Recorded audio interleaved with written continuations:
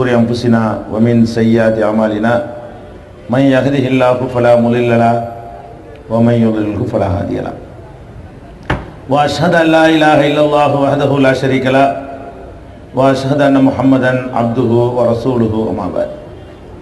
கண்ணியத்திற்குரிய எல்லாம் வல்ல அல்லாஹ் ஜல்ல ஷானஹு தஆலாவின் நல்லடியார்களே, அல்லாஹுடைய பேரருளால் அவனுடைய மார்க்கத்தை அதன் தூய்மையான வடிவத்திலே அறிந்து கொள்ள வேண்டும் என்பதற்காக நாம் எல்லாம் இங்கே பெரும் திரளாக குழுமியிருக்கிறோம். இந்த நிகழ்ச்சியில் இஸ்லாத்தை பின்பற்றாத முஸ்லிம்கள் என்ற தலைப்பு எனக்கு தரப்பட்டுள்ளது. இந்த தலைப்பு ஏன் தரப்பட்டுள்ளது என்று சொன்னால், தமிழகத்திலே வாழுகிற முஸ்லிம்கள் தீண்டாமை கொடுமையிலிருந்து விடுதலை பெறுவதற்காகவும் இஸ்லாத்திலே இருக்கிற ஒரு சில நல்ல அம்சங்களால் கவரப்பட்டும் இந்த மார்க்கத்திலே இணைந்தார்கள். இணைந்த அவர்களுக்கு முறையாக இஸ்லாமிய போதனை, இஸ்லாமிய கல்வி வழங்கப்படாத காரணத்தினால் முஸ்லிம்களாக வாழுகின்றவர்கள் பெயரளவுக்கு முஸ்லிம்களாக இருக்கிறார்களே தவிர தங்களுடைய வாழ்க்கையில இஸ்லாத்தை கடைபிடிக்கக்கூடியவர்களாக இல்லை. கொள்கையிலே, கோட்பாடுகளிலே, சடங்கு சம்பிரதாயங்களிலே, வணக்க வழிபாடுகளிலே, இப்படி எல்லா விஷயங்களிலுமே தமிழக முஸ்லிம்களுடைய நிலையை பார்த்தால் அவர்கள் இஸ்லாத்திலிருந்து வெகு தொலைவில் இருந்து கொண்டிருக்கிறார்கள். இஸ்லாத்தை பற்றி அறியாத காரணத்தினால், இந்த மார்க்கம் பற்றி சரியாக போதிக்கப்படாத காரணத்தினால் இஸ்லாத்தை விட்டு மக்கள் விலகி இருக்கிறதை கவனத்திலே கொண்டுதான் இஸ்லாத்தை பின்பற்றாத முஸ்லிம்கள் என்ற தலைப்பு இங்கே தரப்பட்டுள்ளது. இஸ்லாத்திலிருந்து விலகி இருப்பதற்கு சில அடிப்படை காரணங்கள் இருக்கின்றன. எந்த ஒரு மார்க்கமானாலும், எந்த ஒரு சித்தாந்தமானாலும் அதற்கென்று சில அடிப்படைகள் வகுக்கப்பட்டிருக்கின்றன. அந்த அடிப்படைகளை ஒருவன் நம்பி அதன் அடிப்படையில் வாழும் பொழுதுதான் அந்த சித்தாந்தத்தை அவன் முழுமையாக கடைபிடித்தவனாக ஆக முடியும். இஸ்லாத்தை பொறுத்தவரை அதற்கு ஒரு அடிப்படை இருக்கிறது. என்ன அடிப்படை? அல்லாஹ்வுடைய வேதம் என்று நாம் நம்புகிற திருமறை குர்ஆன். அந்த திருமறை குர்ஆனை வாங்கி நமக்கு தந்த நபிகள் நாயகம் ஸல்லல்லாஹு அலைஹி வஸல்லம் அவர்களுடைய வழிகாட்டுதல். இந்த ரெண்டு தான் இஸ்லாத்தினுடைய அடிப்படை. நாம இஸ்லாம் என்று எதை செய்வதாக இருந்தாலும் அது குர்ஆன்ல இருக்க வேண்டும். இல்லை என்றால் நபிகள் நாயகம் ஸல்லல்லாஹு அலைஹி வஸல்லம் அவர்கள் சொல்லியோ செய்தோ இருக்க வேண்டும். குர்ஆனிலும் ஒன்று இல்லை என்று சொன்னால், நபிகள் நாயகம் ஸல்லல்லாஹு அலைஹி வஸல்லம் அவர்களும் அதை அங்கீகரிக்கவில்லை என்று சொன்னால், அது யார் செய்திருந்தாலும், எத்தனை ஆண்டுகளாக இந்த சமுதாயத்திலே ஊடுருவி போய் புறையோடி போய் இருந்தாலும் அதற்கும் இஸ்லாத்திற்கு சம்பந்தம் இல்லை. இந்த அடிப்படையை முஸ்லிம்கள் முதலில் நம்ப வேண்டும். நபிகள் நாயகம் ஸல்லல்லாஹு அலைஹி வஸல்லம் அவர்கள் தங்களுடைய இறுதி ஹஜ்ஜின் போது உலக பிரசித்தி பெற்ற அந்த இறுதி பேருரையில் இதைத்தான் சொன்னார்கள். என்ன சொன்னார்கள்? தரக்து ஃபீக்கும் அம்ரைனி, உங்களிடத்தில் நான் இரண்டு விஷயங்களை விட்டு செல்கிறேன். லம் தலில்லு மா தமஸ்ஸக்தும் பிஹிமா, அந்த இரண்டையும் நீங்கள் பலமாக பற்றி கொள்ளுகிற வரை வழி தவறவே மாட்டீர்கள். ஒன்று கிதாபுல்லாஹ், அல்லாஹ்வுடைய வேதம். இன்னொன்று சுன்னதி, என்னுடைய வழிகாட்டுதல். அப்ப அல்லாஹ்வுடைய வேதத்தை நீங்கள் பலமா பிடித்துக் கொண்டால் நீங்க கெட்டு போக மாட்டீங்க. நான் காட்டிய வழிமுறையை நீங்கள் பலமாக பற்றி கொண்டால் நீங்கள் வழி தவற மாட்டீர்கள்.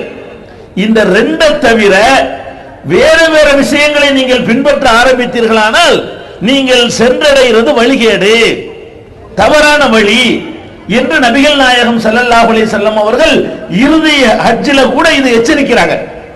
இறுதி பேருரையில கூட இது அழுத்தம் திருத்தமாக சொல்கிறார்கள். ஆனால் இன்றைக்கு நம்ம முஸ்லிம்களுடைய நம்முடைய நடவடிக்கைகளை பார்த்தால் நாம இஸ்லாத்தை எப்படி தீர்மானம் பண்றோம்? எப்படி தீர்மானம் பண்றோம்? குர்ஆனை பார்த்து தீர்மானம் பண்றீங்களா? இல்ல. நபிகள் நாயகம் ஸல்லல்லாஹு அலைஹி வஸல்லம் சொன்னார்களா, செய்தார்களா என்று தீர்மானம் பண்றீங்களா? அப்படி பண்ணுவதாக இல்லை. எப்படி பண்றது தெரியுமா? நம்ம இஸ்லாத்தை தீர்மானம் பண்ணுவதாக இருந்தால் நம்ம சில அளவுகோலை வச்சிருக்கிறோம். என்ன அளவுகோல்? எந்த பக்கம் அதிகமான மக்கள் இருக்கிறாங்களோ, முஸ்லிம்கள்ல எந்த பக்கத்துல அதிகமா இருக்கிறாங்களோ அது சரி, எந்த பக்கத்துல நம்பர் கம்மியா இருக்குதோ அது தப்பு. நம்ம எப்படி கணக்கு போடுறோம்? ஒரு மகல்லாவுல 10,000 பேர் இருக்கிறோம், 9,000 பேர் எதை செய்யறானோ அது இஸ்லாமு, 1000 பேர் தப்புன்னு சொல்றான் பாருங்க, அது இஸ்லாம் இல்ல. 1000 பேர் இருக்கிற ஒரு ஜமாத்துல எந்த பக்கம் 950 பேர் இருக்கிறானோ அது சரி, எந்த பக்கத்துல 3 பேர் இருக்கிறானோ அது சரி இல்ல.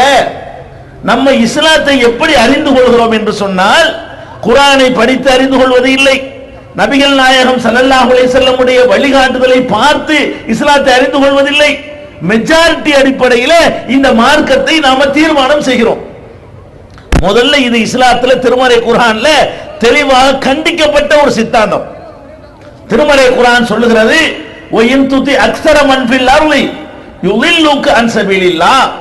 முஹம்மதே, நபிகள் நாயகத்தை பார்த்து அல்லாஹ் குர்ஆன்ல சொல்லுகிறான், முஹம்மதே, இந்த பூமியில இருக்கிற மக்கள்ல பெரும்பான்மையை, மெஜாரிட்டியை நீங்கள் பின்பற்ற ஆரம்பித்தால் அல்லாஹ்வுடைய பாதையை விட்டு உங்களை வழி தவற செய்து விடுவார்கள்.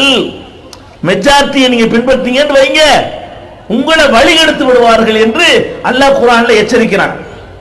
திருக்குர்ஆன்ல பல இடங்களில் நீங்கள் பார்த்தீர்களேயானால் அல்லாஹ் திரும்ப திரும்ப இந்த கருத்தை பதிவு செய்கிறான். எப்படி பதிவு செய்கிறான்? வலாக்கின் அக்ஸரன் நாசி லா யஅலமூன். அதிகமான மக்கள் அறியாதவர்களாக இருக்கிறார்கள். வலாக்கின் அக்ஸரன் நாசி லா யஃப்கஹூன். அதிகமான மக்கள் புரிந்து கொள்ளாமல் இருக்கிறார்கள். வலாக்கின் அக்ஸரன் நாசி லா யாகிலூன். அதிகமான மக்கள் விளங்காமல் இருக்கிறார்கள். இப்படி திருமறை குர்ஆனை புரட்டி பார்த்தீர்களேயானால் பெரும்பான்மையான மக்கள் விவரம் கெட்டவர்களாகத்தான் உலகத்தில் இருக்கிறார்கள், சிந்தனையற்றவர்களாகத்தான் அதிகமான மக்கள் இருக்கிறார்கள். அப்ப நீங்க அதிகம் எந்த பக்கம் இருக்குது என்று பார்த்து மார்க்கத்தை தீர்மானம் செய்யாதீர்கள் என்று திருமறை குர்ஆன் கண்டிக்கிறது. ஆனால் இன்றைக்கு நீங்கள் என்ன செய்து கொண்டு இருக்கிறீர்கள்? இஸ்லாம் என்று நீங்கள் செய்கிற பல காரியங்கள் இந்த மெஜாரிட்டி அடிப்படையில் தீர்மானிக்கப்பட்ட காரியங்கள் தான், பெரும்பான்மை அடிப்படையில் தீர்மானிக்கப்பட்ட காரியங்கள் தான். நீங்கள் செய்கிற இந்த காரியங்களுக்கு எந்த விதமான குர்ஆன் சான்றும் இல்லை, நபிகள் நாயகத்தினுடைய அங்கீகாரமும் இல்லை. ஆனால் மெஜாரிட்டி அடிப்படையில் மாத்திரம் தீர்மானிக்கிறீர்கள். இந்த மெஜாரிட்டி விஷயத்தை குர்ஆன் ஹதீஸ் ஆராய்ச்சி கூட தேவையில்லை. உலகத்தில் அல்லாஹ் நமக்கு கொடுத்திருக்கிற சாதாரண அறிவை கொண்டு சிந்திச்சு பார்த்தால் கூட இது தப்புன்னு விளங்கிக்கலாங்க. எப்படி விளங்குறது? உங்க மகள்ல அவ்வளவு 10,000 பேர் இருக்கிறான் வச்சுக்கிறீங்களேன், 1000 பேர் இருக்கான்னு வச்சுக்கிறீங்களேன். இந்த 1000 பேர்ல பள்ளிவாசல்ல போய் 5 நேரமும் தொழுகக்கூடியவன் அதிகமா, தொழுவாதவன் அதிகமான்னு பாருங்க, கணக்கெடுங்க. ஒரு மகள்ல அவ்வளவு 10,000 பேர் இருக்கிறான், 10,000 பேர் இருக்கிறவன் தொழுவன் தானே இருக்கிற பள்ளிவாசல் போதுமா? பத்தாது. இந்த 10,000 பேர் என்ன செய்யறான்? அதுல ஒரு 40 பேர் தான் பள்ளிவாசலுக்கு வர்றான். சுபுகுல போனோம்னா இமாமும் மோதினார் மட்டும் நிக்கிறார், கூட ஒரு 5 பேர் நிப்பாங்க. அப்ப 10,000 பேர் இருக்கிற ஒரு மகல்லாவுல தொழுவுறவன் எவ்வளவு பேரு? 5 பேரு, இல்லைன்னா 50 பேரு, இல்லைன்னா 100 பேரு. மீதி 9,900 பேர் என்ன தொழுவல. இப்ப நம்ம ஓட்டெடுப்பு நடத்தி நிறைய பேர் தொழுகவில்லை, கொஞ்சம் பேர் தான் தொழுகிறாங்க, அதனால தொழுவாம இருக்கிறது சிறந்தது அப்படி முடிவெடுக்க இயலுமா? எது சிறந்ததுன்னு முடிவெடுக்கிறதா இருந்தா நம்ம எப்படி முடிவெடுக்கணும்? பள்ளிவாசல் போய் பார்க்கணும். பள்ளிவாசல் 3 சப்புக்கு 30 பேர் நிப்பாங்க. அப்புறம் சென்சஸ் எடுத்து பார்க்கணும் கணக்க. 30 பேர் பள்ளியில் இருக்கிறான், பள்ளிக்கு வெளியே 3000 பேர் இருக்கிறான். அப்ப 30 பெருசா 3000 பெருசா? 3000 பெருசு. அதனால தொழுவாமல் இருக்கிறது தான் நல்ல வழின்னு சொல்ல இயலுமா? சொல்ல இயல. அதே மாதிரி நீங்கள் இந்த முஸ்லீமுக்குள்ளே நான் சொல்றேன், முஸ்லீம் அல்லாத மக்கள் நான் சொல்லல, முஸ்லீம்களுக்கு உள்ளேயே தொழுபவர்கள் குறைவாக இருக்கிறார்கள், தொழாதவர்கள் அதிகமாக இருக்கிறார்கள். முஸ்லீம்களுக்கு உள்ளேயே சினிமா பார்க்கிறவன் ஜாஸ்தியா பார்க்காதவன் ஜாஸ்தியா கணக்கெடுங்களேன். டிவிக்கு முன்னாடியோ சினிமா கொட்டைக்கு போயோ சினிமாவையும் சினிமா பாடல்களையும் பார்க்கிறவன் அதிகமா பார்க்காதவன் அதிகமா? பார்க்கிறவன் அதிகம், பார்க்காதவன் பைத்தியக்காரமா நினைப்பாங்க. சினிமா பார்க்கலையா, சினிமா பார்த்தது இல்லையா அப்படி கிண்டல் பண்ணுவாங்க. அப்ப சினிமா பார்க்காதவன் எடுத்துக்கிட்டீங்கன்னு சொன்னா 1000க்கு 10 தேருவான். சினிமா பார்க்கிறவன் 1990 தருவான். இப்ப முடிவு பண்ணிடுவோமா, இஸ்லாத்தில் சினிமா பார்க்கிறது ரொம்ப சிறந்த காரியம், அதிகமான மக்கள் பார்க்கிற காரணத்தினால் எல்லாரும் சினிமா பாருங்க, முடிவு கேளுமா? அப்ப மெஜாரிட்டியான மக்கள் எந்த பக்கம் போறாங்களோ அதெல்லாம் சரின்னு தீர்மானிக்கிறது இஸ்லாம் கிடையாது. தலையை எண்ணி பார்த்து தீர்மானிக்க முடியாது. என்ன தேர்தலா? யாரை தேர்ந்தெடுக்கிறது ஓட்டு பிரச்சனையா இது? அப்ப ஒரு சித்தாந்தம் சரியா தவறா, ஒரு கொள்கை சரியா தவறா என்பதை கண்டுபிடிக்கிறதுக்கு மெஜாரிட்டி அளவுகோல் கிடையாது. பெரும்பான்மை என்பது ஒரு காலத்திலும் அளவுகோலாக ஆகாது. அப்படி வேணாம். உலகத்தில் 600 கோடி மக்கள் வாழ்றான். இந்த 600 கோடி மக்கள்ல இஸ்லாத்தில் இருக்கிறவங்க எவ்வளவு பேரு? 150 கோடி பேர் இருக்கிறான். மீது 450 கோடி பேர் இஸ்லாத்தில் இல்ல. அதனால இஸ்லாம் சரியில்லை. இஸ்லாம் மைனாரிட்டி தானே. இஸ்லாம் 150, இஸ்லாம் அல்லாதது 450. அதனால இஸ்லாத்தை கலைச்சிருவோமா? மெஜாரிட்டி அடிப்படையில், மெஜாரிட்டி அடிப்படையில் ஓட்டெடுப்பு நடத்தி முஸ்லிம்கள் கம்மியா இருக்கு. இந்தியாவில் ஓட்டெடுப்பு நடத்த வேண்டியது. இந்தியாவில் 80 கோடி பேர் இஸ்லாம் இல்ல, 20 கோடி பேர் தான் இஸ்லாமா இருக்கிறாங்க. அதனால 80 கோடி பேர் போற வழிதான் சரின்னு மாத்திக்கிறோமா நம்ம? என்னங்கிற இது ஒரு அளவுகோலா? மெஜாரிட்டி என்பது ஒரு அளவுகோலான்னு கேட்கிறேன். அப்ப மெஜாரிட்டியான மக்கள் விவரம் இல்லாத மக்கள் ஜாஸ்தியா இருக்கிறார்கள். நமக்கு நல்லா தெரிகிறது. ஒரு சமுதாயத்தில் எடுத்துக்கிட்டீங்கன்னா ஒரு 4 பேர் தான் சைன் பண்ணுவான், 4 பேர் தான் பிரகாசிப்பான், 4 பேர் தான் நல்லா சிந்திப்பான், 4 பேர் தான் நல்லா ஆக்டிவா இருப்பான், 4 பேர் தான் எல்லாத்தையும் நல்லா புரிஞ்சுக்கிடுவான். அப்ப அதிகமான மக்கள் எங்கே இருக்கிறார்கள் என்று தலையை எண்ணி பார்த்து சத்தியத்தையும் அசத்தியத்தையும் தீர்மானித்த காரணத்தினால்தான் உங்களுக்கு முன் சென்ற சமுதாயம் வழிகட்டது. பல தெய்வ நம்பிக்கை ஏற்பட்டதற்கு காரணம் இதுதான். மூட நம்பிக்கை மறைந்ததற்கு காரணம் இதுதான். ஆன்மீகத்தின் பெயரால் மக்கள் சுரண்டப்படுவதற்கு காரணம் இதுதான். அதிகமான மக்கள் ஊரோடு ஒத்துப்போன்று சொல்லி செம்மறியாட்டு கூட்டங்களை போல மெஜாரிட்டி பக்கம் எப்போது மனிதன் ஓட ஆரம்பிக்கிறானோ அப்பவெல்லாம் தப்பு செய்கிறான், அப்பவெல்லாம் தடபுரல்கிறான், அப்பவெல்லாம் கொள்கைகளில் இருந்து சமரசம் செய்கிறான், விலை போகிறான். இதை நம்ம உலகத்தில் பார்த்து கொண்டிருக்கிறோம். இதை முஸ்லிம்கள் செய்யலாமா? எது ஒரு தப்பான அளவுகோலை வைத்து பல தெய்வ நம்பிக்கைகள் இந்த உலகத்தில் உருவாக்கப்பட்டுச்சோ அதை ஒரு முஸ்லிம் அளவுகோலாக கொண்டு தலையை எண்ணிக்கொண்டு தீர்மானிக்கலாமா? இன்றைக்கு இந்த சமுதாயத்தில் நீங்கள் எடுத்துக்கொள்ளுங்கள். மௌலிது ஓதுகிறார்கள், பாத்தியா ஓதுகிறார்கள். ஒரு மனுஷன் மூத்தா இறந்து விட்டார் என்று சொன்னால் அவனுக்கு சில சடங்குகள் செய்கிறாங்க முஸ்லிம்கள். 3ஆம் நாள் சடங்கு, 7ஆம் நாள் சடங்கு, 40வது நாள் சடங்கு, வருஷ சடங்கு என்றெல்லாம் ஒரு இறந்து போன வீட்டில் போய் என்னைய மாதிரி 4 வார்த்தைகளை மதத்தை படித்திருக்கிற மதகுருமார்கள் போய் உட்கார்ந்து கொண்டு சில மந்திரங்களை ஓதி அந்த மக்களிடமிருந்து சல்லி பணத்தை பறித்துக் கொண்டு மதத்தின் பெயரால் சுரண்டி கொண்டு வருகிறார்கள். இது நடக்குதா இல்லையா முஸ்லிம் சமுதாயத்தில்? இது என்ன ஆதாரத்தில் நடக்குது? குர்ஆன்ல இப்படி இருக்குதா? உங்களை யாராவது இறந்து விட்டால் 3ஆம் சடங்கு செய்யுங்கள், 7ஆம் சடங்கு 7ஆம் பாத்தியா ஓதுங்கள், 40ஆம் பாத்தியா ஓதுங்கள், வருஷ பாத்தியா ஓதுங்கள். குர்ஆன்ல இருக்கா? அல்லது நபிகள் நாயகம் ஸல்லல்லாஹு அலைஹி வஸல்லம் அவர்கள் யாராவது இறந்து விட்டார்களே ஆனால் அந்த வீட்டில் போய் 3ஆம் பாத்தியா ஓதுவார்கள், 7ஆம் பாத்தியா ஓதுவார்கள், ஓதாவிட்டால் கண்டிப்பார்கள், ஏன் என்னை கூப்பிடவில்லை என்று சொல்வார்கள், எனக்கு ஏன் காணிக்க தரலன்னு கேட்பார்கள். அப்படின்னு ஏதாவது நபிகள் நாயகத்தினுடைய வழிகாட்டுதல் இருக்குதா? இல்ல. குர்ஆன்ல இது இல்ல. நபிகள் நாயகம் ஸல்லல்லாஹு அலைஹி வஸல்லமுடைய வழிகாட்டுதல் இல்ல. நபிகள் நாயகம் ஸல்லல்லாஹு அலைஹி வஸல்லமுடைய மனைவி ஹதீஜா மரணித்தார்கள். அவங்களுக்காக நபிகள் நாயகம் ஓதுனாங்களா? அந்த மாதிரி 3 7 40ன்னு அவங்களுடைய மகன் இப்ராஹிம் மூத்தா போனாங்களா? அதுக்கு ஓதுனாங்களா?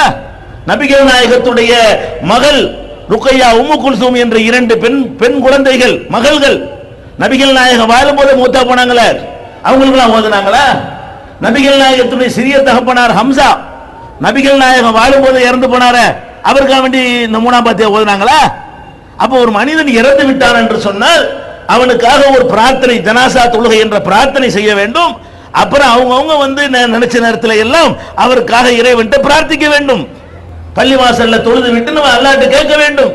இவ்வளவுதான் மார்க்கத்தில் இருக்கே தவிர இதை பிற சமயத்திலிருந்து காப்பி அடித்து திதி தவசம் என்று மற்றவர்கள் செய்வதை போல உணவு பதார்த்தங்களை வைத்துக் கொண்டு அதுக்கு படையல் செய்துவிட்டு இந்த மதகுருமார்கள் என்று ஏமாற்றவர்களார்களே அவங்களுக்கு வருமானத்திற்காக வேண்டி உண்டாக்குன இந்த சடங்கை எதன் அடிப்படையில் செய்கிறீர்கள்? ஊரெல்லாம் செய்து அதனால செய்கிறீர்கள். வேற ஒரு ஆதாரம் கிடையாது உங்கள்கிட்ட. இதுக்கு என்ன அடிப்படை? மெஜாரிட்டி. ஊர்ல எல்லாரும் செய்யறாங்கல்ல, அந்த தெருவில் செஞ்சாங்கல்ல, இந்த வீட்ல செஞ்சாங்கல்ல, இந்த அந்த வீட்லயும் செஞ்சாங்கல்ல, இந்த வீட்லயும் செஞ்சாங்க. அப்ப நம்ம இந்த சடங்குகளை நாம் செய்வதற்கு என்ன அடிப்படைன்னு பாத்தீங்கன்னா, குர்ஆன் அடிப்படை இல்ல, நபிகள் நாயகத்தினுடைய வழிகாட்டுதல் அடிப்படை இல்ல, வேற எது அடிப்படை? அதிகமான மக்கள் செய்கிறார்கள் என்பது அதுக்கு அடிப்படை. இப்படித்தான் நம்முடைய காரியங்கள் எல்லாம் போய் கொண்டிருக்கிறது. அதே மாதிரி தாயத்து போடுகிறீர்கள். ஒரு மனுஷனுக்கு நோய் வந்து விட்டால் உடனே ஒரு மத குருட்ட போறீங்க. அவர் என்ன செய்யறாரு? நூல் முடிஞ்சு தோல்ல கட்டுறாரு, இடுப்புல கட்டுறாரு, ஒரு தட்டு எழுதி கரைச்சு குடிங்கிறாரு. இப்படி எல்லாம் நம்மளுக்கு சில ஃப்ராடைய பித்தலாட்டத்தை இவர் செய்கிறார். இது ஏன் செய்றீங்க? குர்ஆன்ல இருக்குதா? இந்த மாதிரி உங்களுக்கு பிரச்சனை ஏற்பட்டால் தாயத்து போடுங்க, அல்ல நபிகள் நாயகம் சொன்னாங்களா? இல்ல. வேற ஏன் செய்றீங்க? எல்லாரும் செய்றாங்கல்ல, எல்லாரும் செய்றாங்க, அதனால செய்றோம். அப்ப ஊரெல்லாம் செய்கிறார்கள், அதிகமான மக்கள் செய்கிறார்கள் என்பதை தவிர இதுக்கெல்லாம் ஆதாரம் கிடையாது.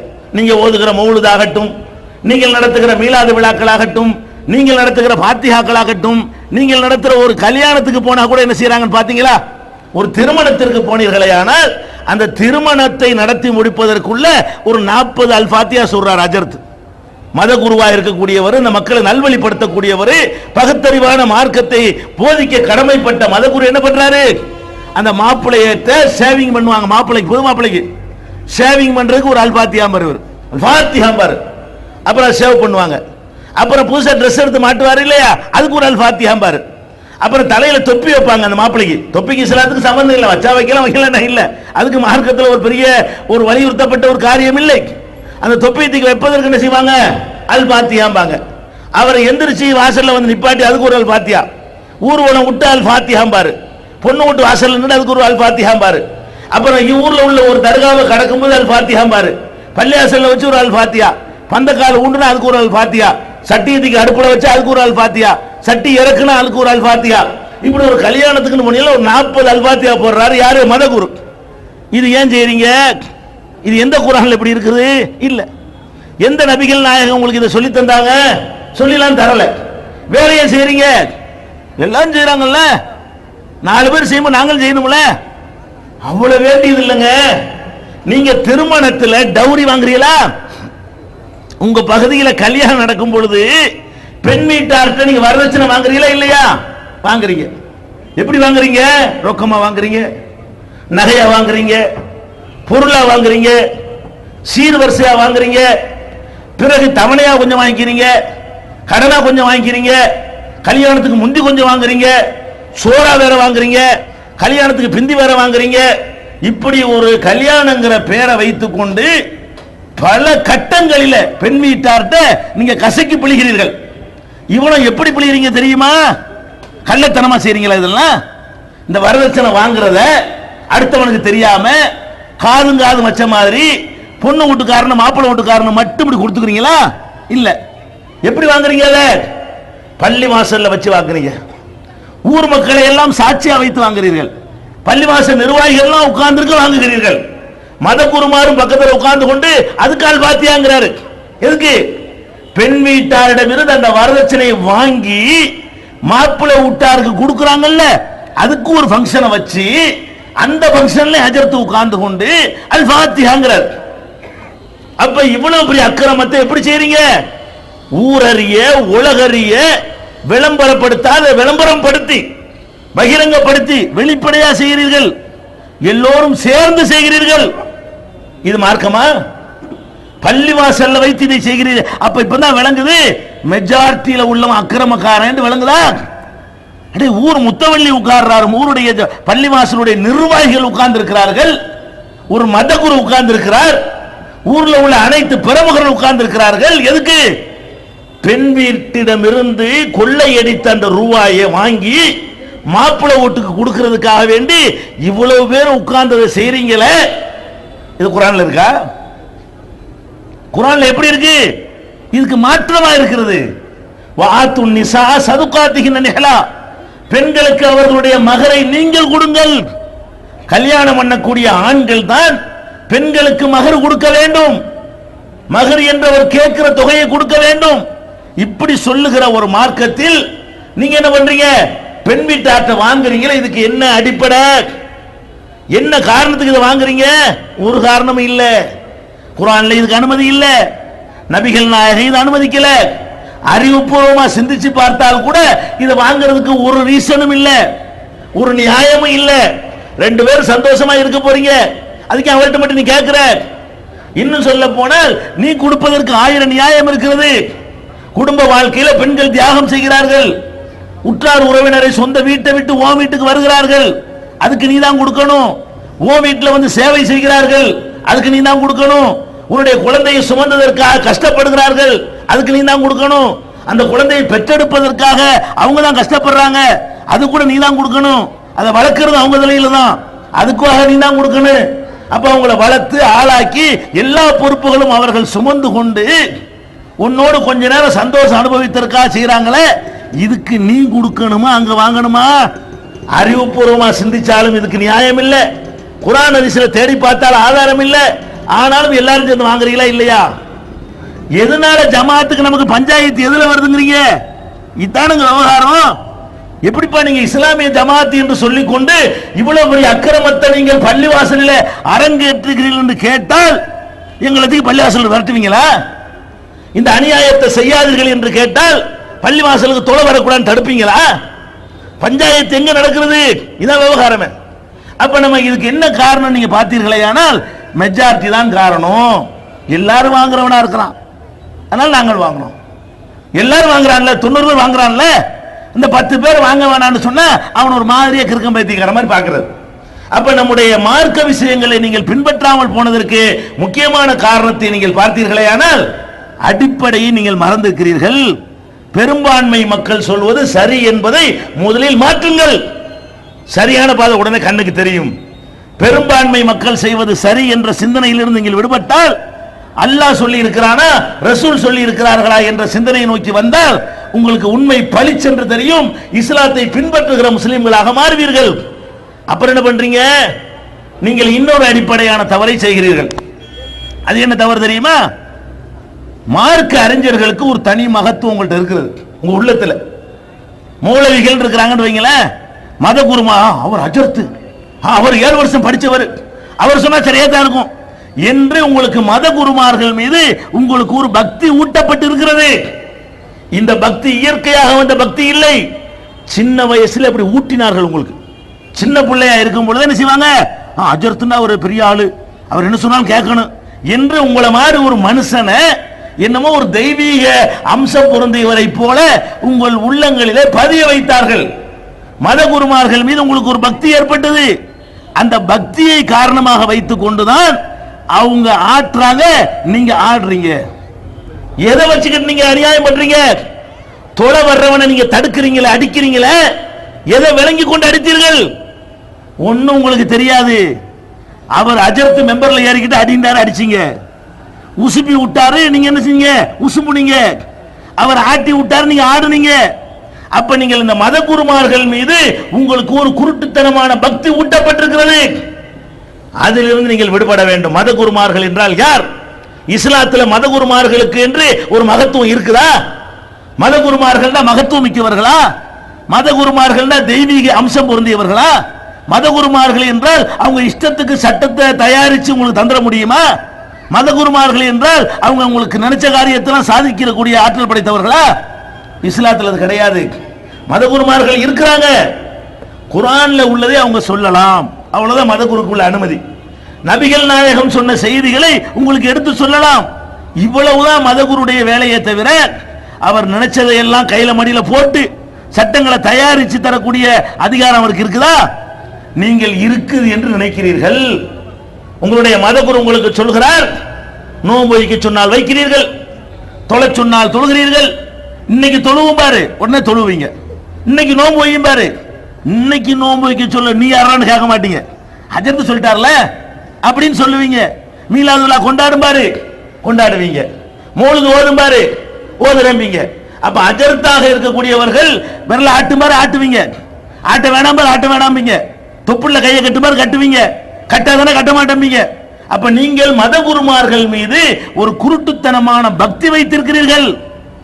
வேற வேற மார்க்கங்களில் எல்லாம் இதற்கு அனுமதி இருக்கலாம். மத குருமார்களுக்கு அதிகாரம் வழங்கப்பட்டிருக்கலாம்.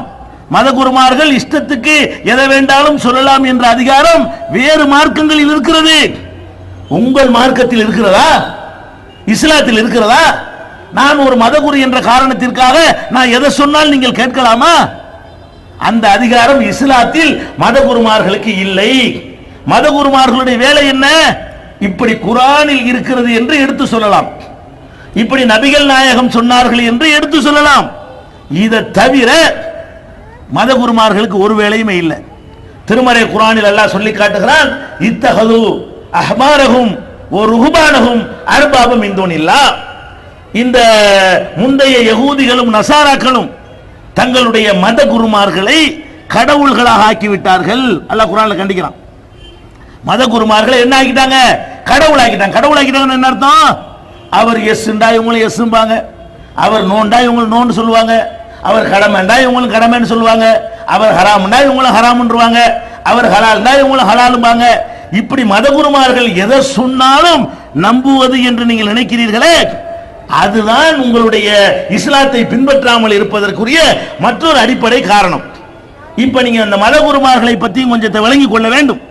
இங்க உள்ள மௌலவிமார்கள் உங்களை தூண்டி விடுகிறார்களே, அந்த மௌலவிமார்கள் யாரு, அவங்க எப்படி உருவாக்கப்படுகிறார்கள், இந்த வரலாற்றை நான் கொஞ்சம் உங்களுக்கு சொல்லிவிட்டால் இந்த அஜர்த்துமார்கள் மௌலவிமார்களுடைய மாயையிலிருந்து நீங்கள் விடுபடுவீர்கள். மதரசாக்கள்ல 7 வருஷம் படிச்சவர் தான் மௌலவிங்க. மதரசா அரபு கல்லூரின்னு வைத்திருப்பார்கள். அதுல 7 ஆண்டுகள் படித்து விட்டு வர்றவர் தான் யாரு? மார்க்க அறிஞர் என்று பட்டம் கொடுக்கிறார்கள். இந்த 7 ஆண்டு படிப்புக்கு எப்படிப்பட்ட மாணவர்களை தேர்வு செய்வார்கள் தெரியுமா? மௌலவிக்கு அனுப்புறோம்லங்க, யார் அனுப்புவோம்? என் புள்ள நல்லா படிக்கிறான்னு வைங்க, 100க்கு 90 மார்க் எடுக்கிறான்னு வைங்க, 90க்கு மேல எடுக்கிறான்னு வைங்க, நான் என்ன பண்ணுவேன்? அவனை உலக கல்வி படிக்க வச்சிருவேன். படிக்க போட்டும், அவனை டாக்டருக்கு அனுப்பு, இவனை இன்ஜினியர் ஆக்கு, இவனை அப்படி ஆக்கு இப்படி ஆக்குன்னு அனுப்பிடுவேன். யாரை ஓதுறதுக்கு அனுப்புவோம் தெரியுமா? 5ஆம் கிளாஸ்ல 3 வருஷம், 6ஆம் கிளாஸ்ல 4 வருஷம், படிப்பே ஏறாதுல. உண்மையா இல்லை நான் சொல்வது? மதரசாக்கு நீங்க யாரை அனுப்பி இருக்கிறீங்க? நீங்க அனுப்புனீங்களா யாராச்சும் மதரசாவுக்கு? எப்ப அனுப்புவீங்க தெரியுமா? பள்ளிக்கூடத்துக்கும் போக மாட்டான், ஒழுங்கா மார்க்கும் வாங்க மாட்டான், நாளைக்கு வர்ற சண்டை இன்னைக்கு இழுத்துட்டு வருவான், இவனை படிக்க வைக்க கூடாதுன்னு சொல்லி என்ன செய்வாங்க? மதரசாவுக்கு அனுப்புறாங்க. அப்ப மதரசாவுக்கு என்று மார்க்க அறிஞர்கள் உலமாக்கள் சொல்ற மௌலவிமார்கள் இவங்களுக்கு இதற்கான குவாலிபிகேஷன் என்னன்னு சொன்னா முட்டாளா இருப்பது குவாலிபிகேஷன் ஃபர்ஸ்ட். ஏன் இந்த உலமாக்களுக்கு ஒண்ணு விளங்கலன்னு உங்களுக்கு புரியுதா? சரி, மதரசாவுக்கு அனுப்பிட்டாங்கல்ல, அங்க உள்ள அந்த 7 வருஷம் படிக்கிறான்ல, என்ன படிக்கிறான்னு நினைக்கிறீங்க? 7 வருஷ காலத்திலையும் உலகத்துல இல்லாத ஒரு அதிசயம், உங்களுக்கு எல்லாம் தெரியாத ஒரு அதிசயத்தை நான் சொல்லி தர்றேன். ஃபெயிலுங்கிறது கிடையாது மதரசாவில். ஒரு அந்த 7 வருஷம் படிக்கிறான்ல, 7 வருஷம் தான் கணக்கு. ஒரு வருஷத்தை கடந்து விட்டால் ஆல் பாஸ். 10 பேர் படிச்சானா 10 பேரும் பாஸ். அடுத்த வருஷமும் 10 பேரும் பாஸ் தான், அடுத்த வருஷம் 10 பாஸ் தான். ஒரு ஆளை கூட ஃபெயில் ஆக்க மாட்டாங்க. அப்ப மௌலவின்னா நீங்க என்ன நினைச்சுக்க கூடாது? 7 வருஷம் பெரிய தாடியும் தலப்பாவும் ஜிப்பாயும் பார்த்துட்டு அப்படி கரை கண்டிருக்காரு நினைச்சிடாதீங்க. அது மாத்திரம் இல்ல, அவங்க வாட்டுக்கு மார்க் அடிப்படையில் கொள்கை அடிப்படையில் நம்மளோட சண்டைக்கு வரட்டும். இந்த தூண்டி விடுற வேலை பார்த்தாங்கன்னா நீங்க எல்லாம் யாரு என்ன படிச்சீங்க என்பது நானும் அதை படிச்சால் தானே எனக்கும் தெரியுமில்ல, அதெல்லாம் சொல்ல வேண்டிய நிலைக்கு தள்ளப்பட்டுருவோம். என்ன படிச்சு கொடுக்க தெரியுமா? மதரசாக்கள் இருந்தால் பேப்பர் படிக்கவே கூடாது, ஹராம். மதரசாவில் பேப்பர் படிக்க கூடாது. நாங்கள்லாம் ஓதுற காலத்தில் ஒரு டெய்லி பத்திரிகையோ ஒரு வார பத்திரிகையோ நாங்கள் படிக்கவே மாட்டோம், படிக்க முடியாது. சரி, பாடத்திட்டம் இருக்குல்ல, இப்ப போன வருஷத்து பாடத்திட்டம் இந்த வருஷம் மாத்தி போடுறாங்க. மார்க்க விஷயத்தை மாற்ற முடியாது, அட உலக விஷயத்தை மாத்தணுமா இல்லையா? சயின்ஸ் புஸ்தகம் நடத்தி கொடுப்பாங்க. எப்போ உள்ள தெரியுமா? 1000 வருஷத்துக்கு முந்தைய எழுதின புஸ்தகம், விஞ்ஞான புஸ்தகம். விஞ்ஞான புஸ்தகம்னு சொல்லி தஸ்ரீஹுல் அஃப்லாக்னு ஒரு புஸ்தகம் நடத்துவாங்க. இது 1000 வருஷத்துக்கு முந்தைய எழுதின புஸ்தகம். 1000 வருஷத்துக்கு முந்தி என்ன விஞ்ஞான அறிவு இருந்துச்சு? ஒரு இளவும் இல்லை. அவன் என்னமோ அரபில எவனோ ஒருத்தன் எழுதி வச்சதை வச்சுக்கிட்டு இன்னைக்கு மதரசாவில் பாடத்தில் நடத்துவாங்க. அதுல எப்படி இருக்கு தெரியுமா? சூரியன் இருக்கிறது, அது 4வது வானத்தில் ஒட்டி வைக்கப்பட்டிருக்கிறது. சந்திரன் சிரிக்கிறீர்கள், அதான் அந்த கிதாபில் இருக்குது. சந்திரன் இருக்கிறது, அது முதல் வானத்தில் பதித்து வைக்கப்பட்டிருக்கிறது. தலை ஆட்டி ஆட்டி காப்பாங்க. அட சூரியன் சுத்துது, சந்திரன் சுத்துது, கோள்கள் சுத்துது, எல்லாம் ஓடிக்கொண்டிருக்கிறது குர்ஆன் சொல்லுகிறது. இவங்க சயின்ஸ் புத்தகம் ஒன்று படிச்சு கொடுப்பாங்க, சூரியன் 4வது வானத்தில் இருக்கிறது, சந்திரன் 1வது வானத்தில் இருக்குதுன்னு சொல்லிட்டு இதுதான் விஞ்ஞானம். இவங்களுக்கு அந்த காலத்தில் நினைச்சிருக்காங்க 1000 வருஷத்துக்கு முந்தி. அதை எழுதி வைத்துக் கொண்டு படிச்சு ஆலிமா அறிஞர் இதை அறிஞர். நான் கேட்கிறேன், இது ஒரு நாலேஜா? 20ஆம் நூற்றாண்டுல இப்படி சொல்லலாமா? அப்ப 20ஆம் நூற்றாண்டுல உட்கார்ந்து கொண்டு இன்னைக்கு மாத்தல, இன்னைக்கு வரைக்கும் மதரசாவுல என்ன புக்கு தான்? இந்த அற்புதமான சயின்ஸ் புக்கு தான். அது 1000 வருஷத்துக்கு முந்தி உள்ள நடத்திட்டு இருக்கிறாங்க. இதை படிச்சுட்டு தான் இவர் அஜர்த்துக்கு வர்றாரு. இவருக்கு என்ன தெரியும்? அதனாலதான் இன்னும் சொல்றேன் கேளுங்க. வெள்ளிக்கிழமை மக்கள் எல்லாம் கூட்டி வச்சுக்கொண்டு அரபில எழுதப்பட்டது புஸ்தகத்தை வாசிப்பாங்க. அவருக்கு அர்த்தம் தெரிஞ்சுன்னு வைங்க, அதை தூக்கி கலாசி இருப்பாரு. அவருக்கு அர்த்தம் தெரியாததுனால அரபில் எப்படி வாசிப்பார்? எப்படி வாசிப்பார் தெரியுமா? அல்லாஹும்ம ஐயிது சுல்தான ஹாத ஜமான், யா அல்லாஹ். பள்ளியாசல்ல உட்கார்ந்து தொழுகையில இருந்து கொண்டு எல்லா மக்களையும் கூட்டி வெள்ளிக்கிழமை அஜர்த்து துஆ செய்றாரு, பிரார்த்தனை பண்றாரு. எப்படி? அல்லாஹும்ம இறைவா ஐயிது சுல்தான ஹாத ஜமான், எங்களுடைய இந்த காலத்திலே ராஜா இருக்கிறாரே மன்னரா, அவருடைய ஆட்சியை நீ வலுப்படுத்துவாயாக. மன்மோகன் சிங் ஆட்சியை போன வருஷம் ஓதி இருந்த வாஜ்பாய் ஆட்சியை, அவர் தான் ராஜாவா இருந்தாரு இந்தியாவுக்கு. இவர் மெம்பர்ல உட்கார்ந்து அஜர்த்து படிக்கிறாரு. எப்படி படிக்கிறாரு? அல்லாஹும் ஐயிது சுல்தான ஹாத ஜமான், யா அல்லாஹ் இந்த காலத்திலே எங்களுடைய மன்னர் இருக்கிறாரே, தலைவர் ஜனாதிபதி, அவருடைய ஆட்சியை நீ வலுப்படுத்துவாயாக. ஓ அப்பித் அதுலஹு இஹ்சானஹு, அவருடைய நீதியையும் அவருடைய நேர்மையும் நிலைக்க செய்வாயாக. அவர் அப்படி பண்ணுவாயாக, அவர் இப்படி பண்ணுவாயாகன்னு சொல்லிட்டு அந்த யாருக்கு துஆ செய்றாங்க? பள்ளிவாசல் இருந்து கொண்டு மெம்பர்ல இருந்து கொண்டு. இது ஏன் இப்படி செய்யறாங்க என்று கேட்டா, முஸ்லிம் மன்னர்கள் இங்க ஆட்சி பண்ணாங்க. அப்ப என்ன பண்ணிட்டாங்க? எங்களை பாராட்டி தான் பள்ளிவாசல்ல படிக்கணும்ட்டாங்க. இவங்க காசுக்காக வேண்டி தலையாட்டிக்கிட்டு ஆமாண்டு அரபியில் ஒரு வாசகத்தை எழுதினாங்க. அதை 800 வருஷத்துக்கு முந்தி இந்த முகலாய மன்னர்கள் எழுதி கொடுத்ததை இன்னும் வாசிக்கிட்டு இருக்கிறாங்க. வாஜ்பாய் அத்வானிக்கலாம். இப்ப என்ன இவங்களுக்கு அறிவு வழங்குதா? அப்ப இந்த மார்க்க அறிஞர்கள் சொல்லக்கூடியவர்கள் ஒரு விவரமும் இல்லாமல், அதுக்கு மெட்டீரியல் இருக்கு பாருங்க, மார்க்க அறிஞர்களை உண்டாக்குற மெட்டீரியல் என்ன? அந்த மாணவர்கள் அவர்கள் ரொம்ப தரம் இல்லாதவர்களாக, தரமற்ற விதைகள். முதல்ல விதை தரமற்றதா இருக்கிறது. இரண்டாவது அதுக்கு போடக்கூடிய உரமும் தண்ணீரும் நல்லா இருக்காது, அதுவும் நல்லா இல்ல. விதையும் தரமற்ற விதை, அதுக்கு ஊத்துற தண்ணீரும் தரமற்ற தண்ணீர், போடக்கூடிய வித உரமும் சரியில்லாத உரம். இதுல இருந்து உருவாகி வர்றாரு. உடம்பு தான் வளருதே தவிர வேற ஒண்ணுமே மூளை வளர்ற மாதிரியான மெசேஜ் அதுல ஒண்ணுமே கிடையாது. எந்த அளவுக்கு கேட்டா, தாலீமுல் முத்தாலிம் ஒரு புத்தகம் சொல்லி கொடுப்பாங்க, மாணவருடைய ஒழுங்குகள் ஒரு புத்தகம். அந்த ஒழுங்குல என்ன வரும்னு கேட்டா, ஒரு பெரியார் பேரெல்லாம் போட்டிருப்பாங்க. ஒரு பெரியார் மாணவர்களுக்கு பாடம் நடத்தி கொண்டிருந்தார். எப்படி அந்த பக்தி ஊட்டுறாங்கன்னு பாருங்க. ஒரு பெரியார் என்ன பண்ணாரா, மாணவருக்கு பாடம் நடத்திக்கிட்டு இருந்தாராம். இந்த மாதிரி மாணவர்கள், நான் தான் பெரியார்னு வச்சுக்கிறேன், நான் உங்களுக்கு பாடம் நடத்திக்கிட்டு இருக்கிறேன், உட்கார்ந்து பாடம் நடத்திக்கிட்டு இருக்கிறேன். உட்கார்ந்து பாடம் நடத்திக்கிட்டு இருக்க பெரியார் என்னஞ்சாரா, திடீர்னு எந்திரிச்சாராம். எந்திரிச்சு கொஞ்சம் நின்று மறுபடியும் உட்கார்ந்தாராம். அப்புறம் பாடம் நடத்தினாராம். மறுபடியும் கொஞ்சம் மறுபடியும் எந்திரிச்சாராம், இப்படி நின்றாராம். மறுபடியும் உட்கார்ந்து பாடம் நடத்தினாராம். இப்படியே செஞ்சுக்கிட்டு இருந்தாராம். எல்லாம் முடிஞ்ச உடனே மாணவர்கள் கேட்டாங்களா, உஸ்தாதே, ஆசிரியரே, உட்கார்ந்துட்டு தானே பாடம் நடத்திட்டு இருந்தீங்க, திடீர்னு ஏன் எந்திரிச்சிங்க அப்படின்னு கேட்டாங்களாம். அப்ப உஸ்தாது சொன்னாராம், யாரு ஆசிரியர் சொன்னாராம், இந்த எதிர்த்தாப்புல அந்த கிரவுண்ட்ல, ஃபுட்பால் கிரவுண்ட்ல ஒரு பையன் விளையாடுறான். அவன் என்னுடைய ஆசிரியருடைய மகன். அவன் அப்படி என் குறுக்க வருகிறான். அவன் ஆசிரியர் மகன் வர்ற காரணத்தினால் நான் எழுந்து நிற்கிறேன். அந்த பையன் பாலை தட்டிட்டு போய் விடுகிறான், நான் உட்கார்ந்து விடுகிறேன். மறுபடி பால் அடிச்சுட்டு இப்படி வர்றான், என் கண்ணில் அவன் தட்டுப்படுகிறான், அதுக்காக எந்திரிக்கிறேன். அவன் பால் அடிச்சுட்டு போய் விடுகிறான், நான் உட்கார்ந்து விடுகிறேன். உஸ்தாதுக்கு மரியாதை இப்படியா?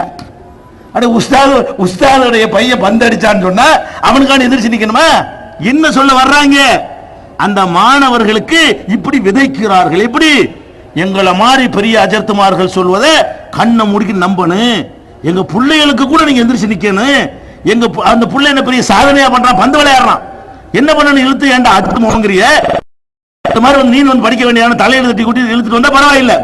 இவன் எல்லாம் படிச்சுக்கிட்டு இருக்கிறான், அவன் பந்து விளையாண்டுட்டு இருக்கிறான், அவனுக்கு இவர் மரியாதை செலுத்தி எந்திரிச்சு நிக்கிறாராம். அப்ப இந்த மாதிரியான புஸ்தகங்களை தான் மதரசாக்கள்ல படிச்சு விட்டு 7 வருஷம் படிச்சுட்டு மூளை வீண்டு வெளியே வர்றாரு. விளங்குதா? குரானை படிச்சுட்டு வரல, ஹதீஸ படிச்சுட்டு வரல, கட்டுக்கதைகளையும் பொய்களையும் புழுகு முட்டைகளையும் படித்து விட்டு அவங்க என்ன பண்றாங்க, மார்க்க அறிஞர் என்ற பெயரில் வெளியே வருகிறார்கள். இதான் மார்க்க அறிஞர். இவங்க சொன்னதையெல்லாம் கேட்டு நீங்க தலையாட்டினா மறுமையில் வெற்றி பெற இயலுமா? நான் கேட்கிறேன், இந்த மார்க்க அறிஞரை எதுல உலக விஷயத்துல நம்ம கேர்ஃபுல்லா இருக்கிறீங்க? தொழுக விஷயத்துல அஜர்த்து சொன்னா சரி, நோம்பு விஷயத்துல அஜர் சொன்னா சரி, ஜகாத் விஷயத்துல அஜர்த்து சொன்னா சரிங்கிறீங்களே, உங்க துன்யா விஷயத்துல அப்படி நடப்பீங்களா? அதுல ரொம்ப கரெக்டா இருக்கிறோம். உங்க கையில ஒரு 10,000 ரூபாய் இருக்கு, 10,000 ரூபாய் கூட வேண்டிய 500 ரூபாய் வச்சுக்கிறோமே, உங்க கையில 500 ரூபாய் இருக்குது. ஒரு பெரிய அசரத்து வர்றாரு, பெரிய தலப்பா, பெரிய ஜுப்பா, பெரிய தாடி வந்து என்ன செய்யறாரு? 500 ரூபாய் கிழிச்சு கொடுக்குறாரு. கிழிச்சு போடுவீங்களா?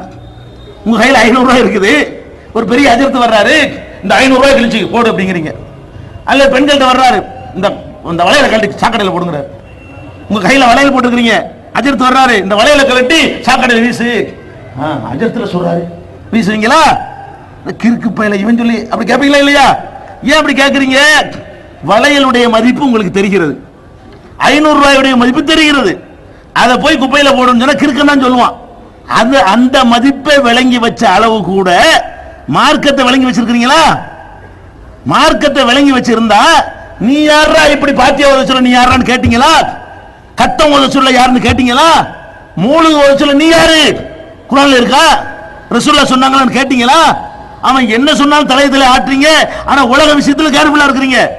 அஜர்த்து சொன்னாருங்கிறதுக்காக வேண்டி நீங்க என்ன செய்ய மாட்டீங்க? உங்க காசையோ உங்க பணம் கடை தொழில் வியாபாரம் பண்றீங்க. அஜர்த்து வர்றாரு, தம்பி கடையை போட்டு போய் படுத்துங்க, போடா வேலையை பார்த்துட்டு சொல்லுவீங்களா இல்லையா? நீங்க கடையை திறந்து இருக்கும் போது ஒரு மத குரு வர்றாரு, கடையை பூட்டியா இல்லையா அப்படிங்கிற பூட்டுவீங்களா? நீங்க கிற்கம்பியெல்லாம் இல்லையா? அப்ப உங்களுக்கு கடையுடைய மதிப்பு தெரியுது, காசு மதிப்பு தெரியுது, கையில வச்சுக்கிற பேனா மதிப்பு தெரியுது, வளையல் மதிப்பு தெரிகிறது, மார்க்கத்தினுடைய மதிப்பு உங்களுக்கு தெரியல. அப்ப இவர் சொல்வதை நம்ம ஏன் கேட்கணும்? நம்மள மாதிரி ஒரு மனிதன் இவன் வந்து குர்ஆன்ல உள்ளதை எடுத்து சொன்னால் கேட்போம், நபிகள் நாயகம் சொன்னதை எடுத்து சொன்னால் கேட்போம். கையில மடியில விட்டு அடிச்சான்னு சொன்னா கேட்க மாட்டோம். இப்படி இருக்கணுமா இல்லையா? நபிகள் நாயகம் ஸல்லல்லாஹு அலைஹி வஸல்லம் அவர்கள் இப்படிப்பட்ட ஒரு சமுதாயத்தை தான் உருவாக்கினார்கள். சஹாபாக்கள்ல யாருமே, நபிகள் நாயகத்தால் உருவாக்கப்பட்ட யாருமே தலையாட்டி கொண்டு கேட்கக்கூடியவர்களாக இருந்ததே இல்லை. அபூபக்கர் சொன்னாலும் எதிர்த்தார்கள், உமர் சொன்னாலும் எதிர்த்தார்கள், உஸ்மான் சொன்னாலும் எதிர்த்தார்கள். சரியா இருந்தா பேசாம இருப்பாங்க, தப்பா இருச்சுன்னு வைங்களேன் உடனே கையை பிடிச்சு செய்வாங்க, கேள்வி கேட்பாங்க.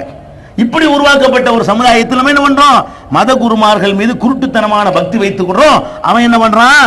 நம்மளை எப்படியெல்லாம் ஏமாற்ற முடியுமோ, பிற மதங்களில் எப்படி ஏமாத்துகிறார்களோ அதை பூரா இங்க கொண்டாந்து இறக்குமதி பண்ணிட்டான். புரோகிதம் இல்லாத ஒரு மார்க்கத்தில், சடங்கு இல்லாத ஒரு மார்க்கத்தில் எதுக்காவது இஸ்லாத்தில் புரோகிதம் இருக்கா? ஒண்ணுக்கும் புரோகிதம் கிடையாது. நீங்க பேர் வைக்க வேண்டியது குழந்தைக்கு நீங்களா வச்சுக்கிற வேண்டியதானே? பேர் வைக்கிறதா இருந்தா உங்க பிள்ளைக்கு நீங்க பேர் வைக்கணும். அப்துல்லான்னு பேரை சொல்லி கூப்பிட்டு போயிட வேண்டியது, அவ்வளவுதான். இஸ்லாத்துல என் பிள்ளைக்கு பேர் சூட்டுவதாக இருந்தால் எனக்கு பிடித்தமான ஒரு பெயரை சொல்லி அப்துல்லானா அப்துல்லா, இப்ராஹிம்னா இப்ராஹிம், எல்லாம் அந்த குழந்தை இப்ராஹிம் பேர் வச்சிருக்கிறேன், இப்ராஹிம் நபி மாதிரி நல்ல அடியார் ஆக்கி வைனா முடிஞ்சு வச்சுக்கல. ஒரு தகப்பன் தன் குழந்தைக்கு பேர் வைக்கலாம், ஒரு தாய் தன்னுடைய பிள்ளைக்கு பேர் வைக்கலாம். அஜர்த்து என்ன பண்றாரு?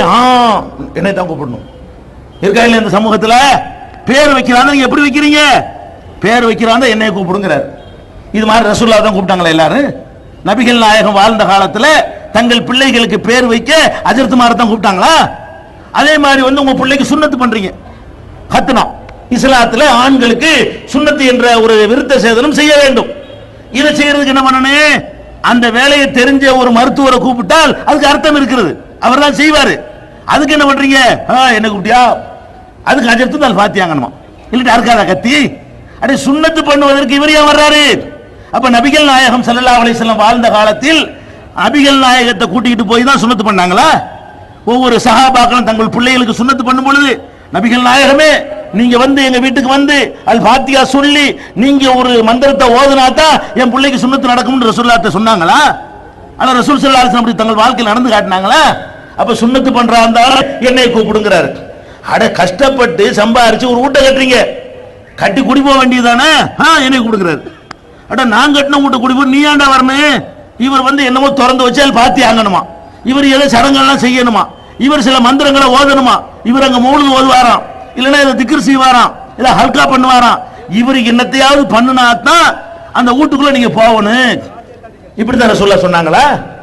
மக்களை நீங்கள் வீடு கட்டினால் உங்களுடைய மத குருமார்களை கூட்டிக் கொண்டு போய் இது மாதிரி சடங்குகள் செய்யுங்கன்னு சொன்னாங்களா? வீட்டை கட்டினா திறந்துட்டு உள்ள போவியா? அதிகபட்சமா உனக்கு வீடு கட்டினால் ஒரு விருந்து கொடுக்க அனுமதி இருக்கிறது. அனுமதி கட்டாயம் கிடையாது. வீடு கட்டிட்டோமா, 4 நண்பர்கள் இருப்பாங்களா, அவங்களை அழைச்சி விருந்து கொடுக்கலாம். வீடுக்குன்னு சடங்கு இருக்குதா? மாட்டை கொண்டு உள்ள விடணுமா? 4 முறை சாணியை தெளிக்கணுமா? பாலை முதல்ல காய்ச்சணுமா? ஒண்ணுமே கிடையாது.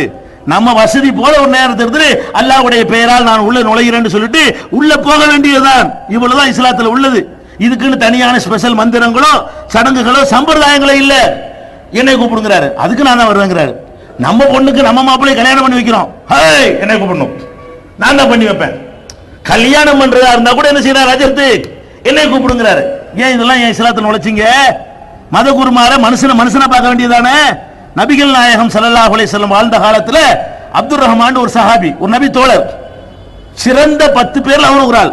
நபிகள் நாயகம் உருவாக்கின அந்த சமுதாயத்தில் மிகச்சிறந்த ஒரு 10 பேர் இருப்பாங்க இல்லையா, அந்த 10 பேரில் ஒரு ஆள் யாரு?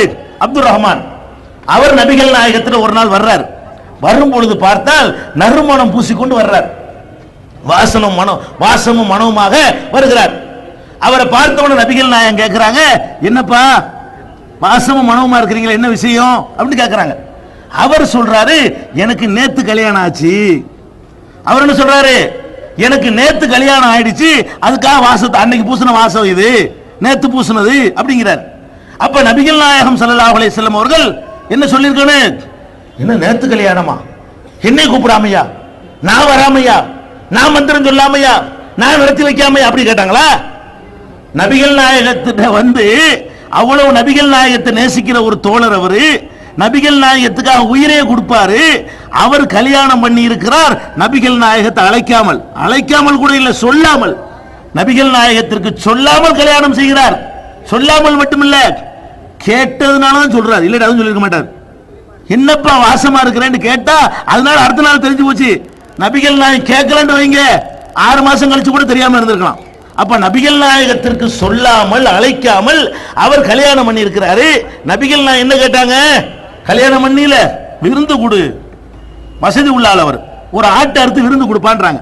அப்ப நபிகள் நாயகம் காலத்துல விருந்து கேட்டிருக்கிறாங்க, கல்யாணத்துக்காக விருந்து கொடுப்பாண்டாங்களே தவிர கல்யாணத்தை நடத்தி வைக்கிறதுக்கு அஜர்த்து வரணுமா?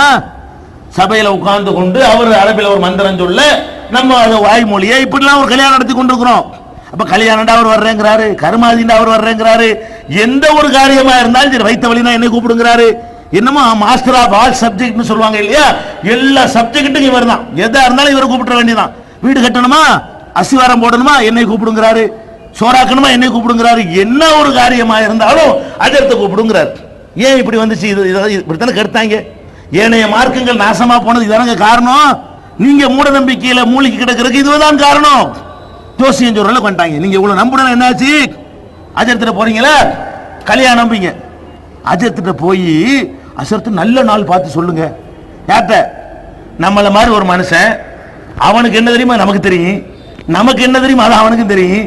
இல்ல நல்ல நாள் என்ன கெட்ட நாள் என்ன, நம்ம கல்யாணம் பண்றது என்ன செய்யணும்? அஜர்த்திட்ட போய் அஜர்த்து ஒரு நல்ல நாள் பார்த்து சொல்லுங்க, நாங்க அன்னைக்கு தான் கல்யாணம் வைக்கணும். அவர் டைரியை பார்ப்பாரு, என்னைக்கு காலியா இருக்குதோ விருந்துலாம் ஏற்றுக்கொண்டு காலியான நாள் இருக்கும்ல, 25ஆம் தேதிக்கு தான் விருந்து இல்லாம இருக்குது, நல்ல நாள்.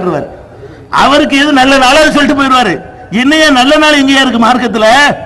உலகத்துல அறிவுபூர்வமா எடுத்தா கூட நல்ல நாள் ஒண்ணு இருக்கலாம் செய்த உலகத்துல. எல்லா நாள்லயும் நல்லது இருக்கு, கெட்டது இருக்கு. எந்த ஒரு நாள் கெட்ட நாள் என்ற காட்டுங்க பார்ப்போம். கெட்ட நாள்னா என்ன? ஒருத்தனுக்கு நல்லது நடக்கக்கூடாது அப்படி நாள் இருக்கா? கெட்ட நேரம்னு ஒண்ணு இருக்குதா? எதை நீ கெட்ட நேரம்னு சொல்றியோ அன்னைக்கு 10 பேர் புள்ள பெற்றிருக்கிறான், அந்த நேரத்தில் 10 பேர் பணக்காரன போயிருக்கான், அந்த நேரத்தில் 10 பேர் நோயிலிருந்து குணமாக இருக்கிறான், அந்த நேரத்தில் 10 பேருக்கு லட்சாதிபதியா இருக்கிறான், அந்த நேரத்தில் 10 பேர் பதவி அடைஞ்சிருக்கிறான். எந்த நேரத்தில் நல்லது நடக்கல? எல்லா நேரத்திலையும் 4 பேருக்கு நல்லது நடந்தால் 4 பேருக்கு கெட்டது நடக்கும். எல்லா நாளிலும் 4 பேருக்கு நல்லது நடந்தால் 4 பேருக்கு நல்ல நாள். எது நல்ல நாளுங்கிற? சபர் மாசம் கெட்ட நாளுங்கிறியா? ஆடி மாசம் கெட்ட நாளுங்கிறியா? அப்ப ஆடி மாசத்துல ஒருத்தனுக்கு பணக்காரன் ஆகுனதே இல்லையா? ஆடி மாசத்துல ஆஸ்பத்திரியில் டிஸ்சார்ஜ் ஆக மாட்டானா? ஆஸ்பத்திரியில் சேர்த்தீங்கன்னு சொன்னா அதுல ஆடி மாசமா இருக்கணும், எல்லாம் செத்த போயிருவானா? அப்ப எல்லா மாசத்திலையும் நோயாளி குணமாகிற மாதிரி ஆடியிலையும் குணமாகறான், எல்லா மாசத்துலையும் புள்ள பெற மாதிரி ஆடியிலையும் புள்ள பெறான். அப்ப அதே மாதிரி கல்யாணத்தை பண்ண வேண்டியதானே? இவனா ஒரு சட்டங்களை மனுஷனுக்கு உண்டாக்கி வைத்துக் கொண்டு நம்மளை ஏமாத்துறான். அஜர்த்திட்ட போய் அஜர்த்து ரொம்ப கஷ்டப்படுறேன், வறுமையா இருக்கேன், இவனுக்கு வேணும், இவன் அவர்கிட்ட போய் கேட்கிறான். அஜர்த்திட்ட போய்கிட்டு அஜர்த்து நான் கஷ்டப்படுறேன், நான் வறுமை. அவரே கஷ்டப்படுறார். எந்த ஒரு அஜர்த்தும் பணக்காரனா இல்ல. அவர் என்ன பண்றாரு? பூரியா மத்தியா ஓது, சலாத்து நாரியா ஓது, பணக்காரன் ஆயிரலாம். நீ ஆகி காட்ட வேண்டியதுன்னு அப்படி ஆகலாம்னா இந்த அஜர்த்து என்ன பண்ணனு? அவர் ஒரு பூரியா மத்தியா ஓதி ஊர்ல பெரிய பணக்காரன் ஆகி பத்தியா நான் எவ்வளவு பெரிய பணக்காரனா போயிட்டேன் அப்படின்னு காட்டிட்டு சொல்லு. அப்ப இந்த மாதிரி எதுக்கு எடுத்தாலும் அங்க போறான். வயிற்று வந்தாங்க போறேங்கிறான், பணம் இல்லைன்னு அதுக்கு போறேங்கிறான், பிள்ளைக்கு ராத்திரியில் அழுவுதுன்னு அஜர்த்து அழுவுது பிள்ளை அப்படிங்கிறான். எதா இருந்தாலும் அவட்டு தான். மளிகை கடை வைக்கிறதா, ஜவுளி கடை வைக்கிற அஜர்த்துட்டு போறான். என்ன கடை வச்சா எனக்கு நல்லா இருக்கு, என் பேருக்கு ராசி பார்த்து சொல்லுங்க, நீ ஜவுளி கடை உனக்கு உருப்படாது, மளிகை கடை உனக்கு உருப்படாதுமா. இப்படியாக அவனுக்கு ஒரு கடை வச்சு சம்பாதிக்க வக்கு இல்ல. அவங்ககிட்ட போய் கடைக்கு கேட்கறான், அவங்ககிட்ட போய் மருத்துவத்தை கேட்கறான். இப்படி அஜர்த்துமார்கள் என்று மதகுருமார்கள் என்று சொல்லி உங்களுடைய நம்பிக்கை தான் இஸ்லாத்தை அதன் தூய வடிவிலே பின்பற்றாமல் போவதற்கும் இஸ்லாத்தை வாழ்க்கையில கடைபிடிக்காமல் போவதற்கு காரணம். வேற வேற மார்க்கங்கள்ல இதனால கெட்டு போனாங்க. ஒரு மனுஷனை கடவுளாக்குனாங்க, அவன் காலில் விழுந்தாங்க, இப்படி ஆசி கையை காட்டுவான், அவன் இப்படி ஆசி வழங்கினா என்ன செய்வாங்களாம்? எல்லாரும் அப்படி நல்லா பணக்காரனை போயிடலாம். அப்படி அவர் கையை காட்டிட்டா நோய் போயிடும், அவர் கையை காட்டிட்டா நம்ம கஷ்டமா தீந்துடும். அவனை பிடிச்சி உள்ள ஒண்ணு வச்சுனா ஒண்ணும் பண்ண முடியல. கண்ணால பாத்தீங்களா இல்லையா? யாரு அவ்வளவு பேருக்கு ஆசையை காட்டினானோ அவனை கொண்டு உள்ள பிடிச்சி போட்டுவிட்டாங்க. ஏதாவது பண்ண முடிஞ்சா? ஜெயில கம்பி உடைச்சிட்டு வர முடிஞ்சா? நீதிபதி மனசை மாத்தி இவர் நிரபராதின்னு சொல்லிட்டு ஏதாவது தீர்ப்பு வாங்க முடிஞ்சா? அல்ல ஜெயலலிதா மனசை மாத்தி பாவம் விட்டுருங்க, கேஸ் பதிவு செய்யாதீங்க அப்படின்னு சொல்ல முடிஞ்சா? யார் யார் 2 ஆயில் 3 ஆயில் உள்ள கிடக்குறாங்க? யாரெல்லாம் லிங்கம் எடுத்தானோ, யாரெல்லாம் அதை பண்றானோ இதை பண்றானோ அவன்லாம் என்ன 2 ஆயில் தண்டனை 3 ஆயில் தண்டனை பிளஸ் 3 வருஷம் அது பாட்டுக்கு ஏறிட்டு இருக்கு கணக்கு. இவன் போயிட்டு என்ன செய்யறான்? மதகுருமார்கள். என்னடா மதகுருமார்கள், என்ன மதகுருமார்கள்ங்கிற இந்த மாதிரி நம்பி நாசமாகுறமே, இதான் கோளாறு காரணம். அதனால நீங்க என்ன செய்யுங்க? உங்க அஜர்த்துமார்கள் சொல்றாங்க பள்ளி வாசல்ல இமாம் பிரச்சாரம் செய்கிறார் என்பதை கேட்டு பாவ மூட்டையை சுமந்து விடாதீர்கள். எந்த அளவுக்கு ஆயிட்டாங்கன்னா இந்த அஜர்த்துமார்கள் 7 வருஷம் படித்த அஜர்த்துமார்கள் பள்ளி வாசலுக்கு வர்றவனை தடுக்க சொல்கிறார்கள். சொல்றாங்களா இல்லையா? போர்டு எழுதி வையுங்கள். யார? நம்மள இந்த மாதிரி ஃப்ராட் பண்றாங்க, பித்தலாட்டம் பண்றாங்க, இஸ்லாத்தின் பேரை கெடுக்கிறாங்க என்று சொன்னா உடனே போர்டு பள்ளி வாசல்ல இவர்கள் எல்லாம் பள்ளிக்குள் விடமாட்டோம். இதை இவன் சொல்றதை கேட்டுக்கொண்டு முத்தவள்ளிகளும் ஆட்டம் போடுகிறார்கள். மார்க்கறிவு இல்லாத காரணத்தினால் ஒன்றை விளங்கிக் கொள்ளுங்கள், மறுமையில உங்களுடைய குடுமியை அல்லாஹ் பிடிக்கக்கூடிய நேரத்தில் அஜர்த்து உங்களை காப்பாற்ற மாட்டார். அல்லாஹ் திருமறை குர்ஆனில் எச்சரிக்கிறான், வமன் அஸ்லமு மிம்மன் மனா மசாஜிதல்லாஹ் அய்யுத்கர ஃபீ ஹஸ்முஹு. அல்லாஹ்வுடைய பள்ளியில் அல்லாஹ்வுடைய திருநாமத்தை கூறுவதை யார் தடுக்கிறானோ அவனை விட அநியாயக்காரன் யார்? அல்லாஹ் கேட்கிறான், அடே பள்ளி வாசல் ஏன் பள்ளி? முத்தவள்ளியுடைய பள்ளி அல்ல, ஜமாத்தார்கள் பள்ளி அல்ல, பள்ளி வாசலுக்கு சொந்தக்காரன் அல்லாஹ். அன்னல் மசாஜித் லில்லாஹ், பள்ளி வாசல் அனைத்தும் அல்லாஹ்வுக்கு சொந்தமானது. அல்லாஹ் கேட்கிறான், என்னுடைய பள்ளியில் என்னை வணங்க கூடாது என்று தடுக்கிறானே அவனை விட அநியாயக்காரன் யார்?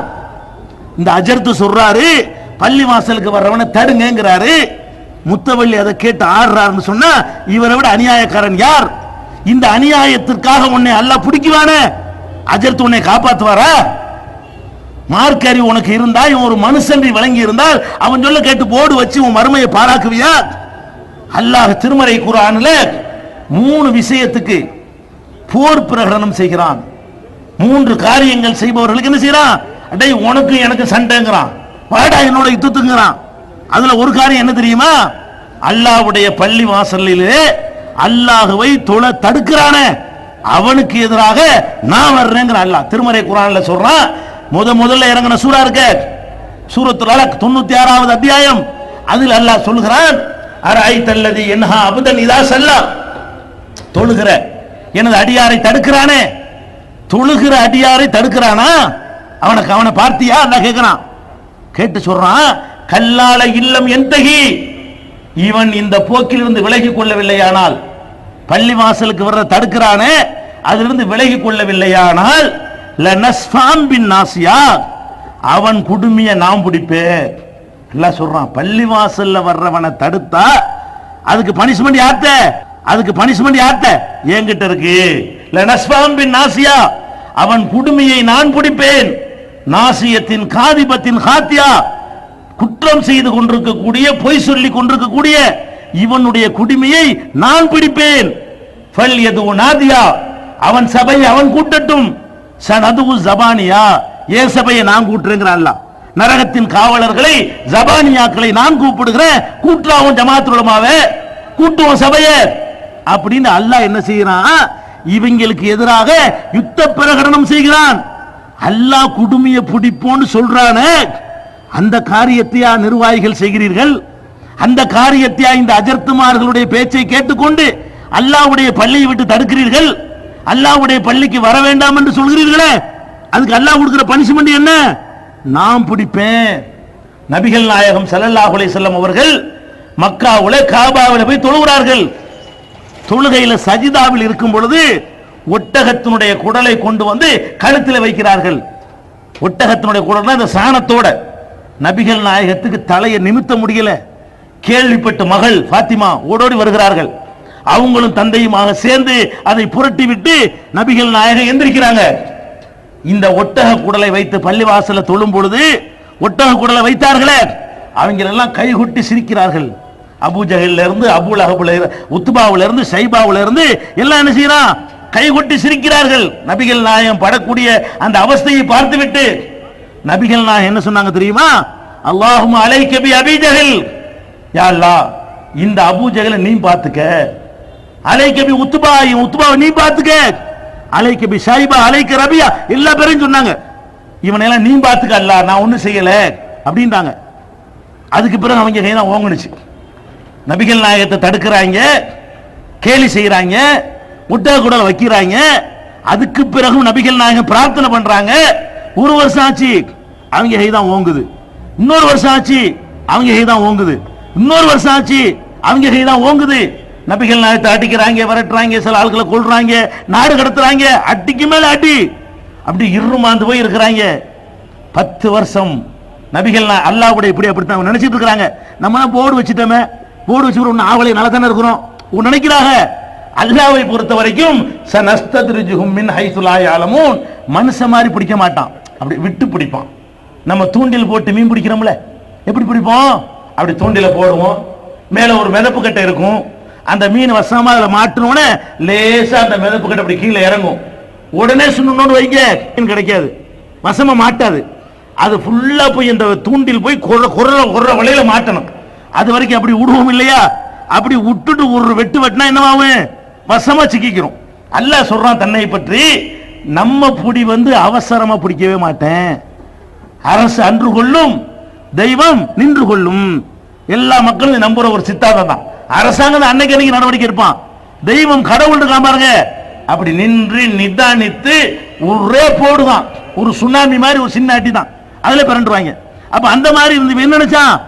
நம்ம போர்டு வச்சோம் ஒன்னாவல, நபிகள் நாயகத்தை தடுத்த ஒன்னாவல, சாணியத்துக்கு எரிஞ்ச ஒன்னாவல, குடலத்துக்கு வச்ச ஒன்னாவல, நம்ம கை ஓங்கு நினைச்சுக்கிட்டு இருந்தான். இப்னு மஸ்ஊத் ரலியல்லாஹு அன்ஹு சொல்றாங்க, பத்ரு போர்க்களத்திலே நபிகள் நாயகம் ஸல்லல்லாஹு அலைஹி வஸல்லம் அவர்கள் யாரு பேரையெல்லாம் சொல்லி இறைவா நீ பார்த்துக்கொள் என்று சொன்னார்களோ அத்தனை பேரும் வேறற்ற மரங்களை போல வெட்டி வீழ்த்தப்பட்ட காட்சியை என் கண்ணால் கண்டேன். 10 வருஷம் எடுத்திருக்கான். நபிகள் நாயகம் செய்த துவாவுக்கு நிறுத்தி அடிப்பான். உன்னால் பதில் அடி கொடுக்க முடியாத அளவுக்கு அடிப்பான். முத்தவள்ளிகளே, நிர்வாகிகளே, இந்த அஜர்த்துமார் சொல்லை கேட்டுக்கொண்டு அல்லாஹ்வுடைய பள்ளிக்கு வராதே என்று நீங்கள் போர்டு வைத்தால் அல்லாஹ்ட்ட நாங்க விட்டுட்டோம். புடிச்சா குடுமையை பிடிப்பேங்கிறான். அல்லாஹ்வுக்கு எதிராக உனக்கு யுத்தம் செய்ய நீ தயார் என்றால் செஞ்சு பார், அல்லாஹ் யார் என்பதை காட்டுவான். தூக்கி கடாசுங்கள், இந்த மௌலவிமார்கள் உங்களை காக்க வரமாட்டார்கள். நரகத்தில் அல்லாஹ் சொல்லி காட்டுகிறான். நபி யௌம துகல்லபு உஜூஹும் பின்னார், மறுமை நாளில் நாம் எல்லாம் அழிக்கப்பட்ட பிறகு திரும்ப அல்லாஹ் நம்மை உயிர்ப்பிப்பான். மொத்த உலக மக்களும் நிறுத்தப்படுவார்கள். அந்த விசாரணைக்கு பிறகு சிலருக்கு நரகம் என்று தீர்ப்பளிக்கப்படும். நரகத்தில் போய்கிட்டு அவன் சொல்லுவானா, முகத்தை நரகத்தில் போட்டு கருக்கும் போது அவன் சொல்லுவானா, யாலைத்தனா அதான அல்லாஹ் வ அதான ரசூலா, அல்லாஹ் சொன்னதை கேட்காம போயிட்டோமே, அல்லாஹ்வுடைய தூதர் நபிகள் நாயகம் சொன்னதை கேட்காமல் போயிட்டோமே, இன்னா அதானா சாதத்தனா வ குபரானா, எங்களுடைய பெரியார்களுக்கும் எங்களுடைய மகான்களுக்கும் கட்டுப்பட்டோமே, எங்க அஜர்த்துமார் சொல்ல கேட்டோமே, எங்க மௌலானாக்கள் சொல்ல கேட்டோமே, எங்கள் செய்குமார்கள் சொல்ல கேட்டோமே, அலல் உன சபீலா, எங்களை வழிகெடுத்து நாசமாக்கி கொண்டாந்து நரகத்துல தள்ளிட்டாங்களே என்று அன்னைக்கு புலம்புவார்களாம். திருக்குர்ஆன் தமிழாக்கம் பி ஜைனுல் ஆப்தீன். தேவைப்படும் வசனங்களுக்கான தெளிவான விளக்கங்கள், அரபு கலை சொற்களுக்கான விளக்கங்கள், எந்த தலைப்பை பற்றிய வசனத்தையும் மிக எளிதாக தேடியெடுக்கும் வகையிலான விரிவான பொருள் அட்டவணை. நபிகள் நாயகம் ஸல்லல்லாஹு அலைஹி வஸல்லம் காலம் முதல் இன்று வரை குர்ஆன் பாதுகாக்கப்பட்ட வரலாறு, குர்ஆன் இறைவனின் வார்த்தைகள் என்பதற்கான அடுக்கடுக்கான சான்றுகள், இத்துடன் அழகிய வடிவமைப்பு, உயர்தரமான பைண்டிங். விலை ரூபாய் 200 மட்டுமே. வெளியீடு Moon publication, number 3, post office தெரு, மண்ணடி, சென்னை 1. Phone number 55690810. எங்களுடைய பெரியார்களுக்கும் எங்களுடைய மகான்களுக்கும் கட்டுப்பட்டோமே, எங்க அஜித்துமார் சொல்ல கேட்டோமே, எங்க மௌலானாக்கள் சொல்ல கேட்டோமே, எங்கள் செய்குமார்கள் சொல்ல கேட்டோமே, அலலுன சபீலா, எங்களை வழிகெடுத்து நாசமாக்கி கொண்டாந்து நரகத்துல தள்ளிட்டாங்களே என்று அன்னைக்கு புலம்புவார்களாம். நீங்கள் அப்படி புலம்பக்கூடியவர்களாக பள்ளி வாசலை நிர்வகிக்கக்கூடியவர்கள் வந்துவிடக் கூடாது என்பதற்காகத்தான் இந்த எச்சரிக்கை உங்கள் முன்னால் நாங்கள் பதிய வைக்கிறோம். ஆக இஸ்லாத்தை அதன் தூய்மையான வடிவத்தில் நீங்கள் பின்பற்ற நினைத்தால் முன்னோர்களை பின்பற்றாதீர்கள், மத குருமார்களை பின்பற்றாதீர்கள், ஜமாத்தை பின்பற்றாதீர்கள், ஊர் வழக்கங்களை பின்பற்றாதீர்கள், மெஜாரிட்டியை பின்பற்றாதீர்கள், உங்கள் மனோ இச்சையை பின்பற்றாதீர்கள். படைத்த இறைவனுடைய வேதத்தை, திருக்குர்ஆனை பின்பற்றுங்கள். அந்த திருக்குர்ஆனை பெற்றுத்தந்த நபிகள் நாயகம் ஸல்லல்லாஹு அலைஹி வஸல்லமுடைய போதனையை பின்பற்றுங்கள். இப்படி பின்பற்றி இஸ்லாத்தை வாழ்க்கையில நீங்கள் கடைபிடித்தால் உங்களுடைய அப்பன் பாட்டன்மார்கள் காலத்திலே எப்படி கூட்டம் கூட்டமாக இஸ்லாத்திலே மக்கள் இணைந்தார்களோ, இன்றைக்கும் இந்தியாவிற்கு வெளியே மேற்கத்திய நாடுகளிலே குர்ஆனை பார்த்துவிட்டு இஸ்லாத்தை படித்துவிட்டு கூட்டம் கூட்டமாக மக்கள் இஸ்லாத்தை காதலிக்கிறார்களே, அந்த நிலையை உங்களால் ஏற்படுத்த முடியும். படுக்கையை புதைச்சி வச்சு சமாதியை வழிபடுற என்னடா டிஃபரெண்ட் கேட்கறாங்க. நாங்க பழனி ஆண்டவர்னா நீ நாவூர் ஆண்டவர்ங்கிற என்ன வித்தியாசம் கேட்கறாங்களா இல்லையா? நாங்க தேர் இழுத்தா நீ கூடு இருக்கிற என்னடா வித்தியாசம் கேட்கறாங்களா இல்லையா? நாங்க திதி தவசம்னு சொன்னா நீ கத்த பாத்தியாங்கிற கேட்கறாங்களா இல்லையா? நாங்க புரோகிதம்னு சொன்னா நீ பாத்தியாங்கிற கேட்கறானா இல்லையா? நாங்க ஜோசியம்னு சொன்னா நீ பால் கிதாபுங்கிற, நல்ல நாள் கெட்ட நாளுங்கிற. என்னடா டிஃபரெண்ட்? எதுக்கு நான் இதை காதலிக்கணும்? நான் எதுக்கு இந்த மார்க்கத்துக்கு வரணும்? என்கிட்ட இல்லாத என்ன ஒன்று இருக்குன்னு கேட்கறாங்களா இல்லையா? எல்லாம் அப்படி காப்பி, பிற மதங்களில் இருந்து காப்பி அடிக்கப்பட்ட சித்தாந்தங்களை இஸ்லாம் என்று நீங்கள் தப்பாக புரிந்து கொண்டிருக்கிறீர்கள். குர்ஆன் படி நீங்கள் வாழ்ந்து காட்டுங்கள், நபிகள் நாயகம் சொன்னபடி வாழ்ந்து காட்டுங்கள். இந்த மார்க்கம் ஈர்க்கும், உலகத்தை ஈர்க்கும். பெரிய பெரிய சிந்தனையாளர்கள் பண்டிதர்கள் ஈர்க்கப்படுகிறார்களே, அப்படி ஈர்க்கும். அப்படிப்பட்ட ஒரு நிலையை உண்டாக்க வேண்டும் என்று சொன்னால் இஸ்லாத்தை வாழ்க்கையிலே கடைபிடிக்கக்கூடிய நன்மக்களாக நீங்களும் நானும் மாற வேண்டும். அல்லாஹ் ரப்பல் ஆலமீன் அப்படி இஸ்லாத்தை தூய வடிவிலே பின்பற்றக்கூடிய மக்களாக உங்களையும் என்னையும் ஆக்கி அருள் புரிவானாக. வாஹிரு தாவானா அல்ஹம்துலில்லாஹி ரப்பில் ஆலமீன்.